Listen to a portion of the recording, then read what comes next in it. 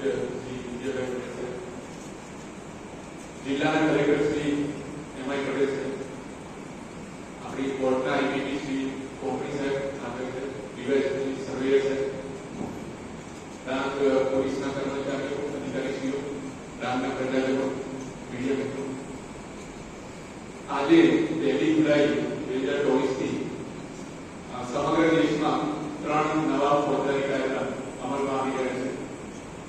આના પહેલાના જે કાયદા હતા આઈપીસી, સીઆરપીસી, ઇન્ડિયન રેમિડન્સ, એ આજથી રદ થઈ ગયા. હવેથી જેની પણ એફઆઈઆર થશે અને જેટલા પણ ગુનાની તપાસ થશે, સજા થશે, એ બધી આ 3 નવા કાયદામાં અમલમાં આવશે.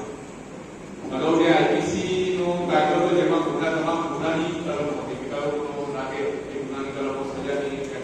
આઈપીસી જેને ભારતીય દંડ સંહિતા કહેવાય, જે હવે ભારતીય ન્યાય સંહિતા બીએનએસ નીકળ્યું છે.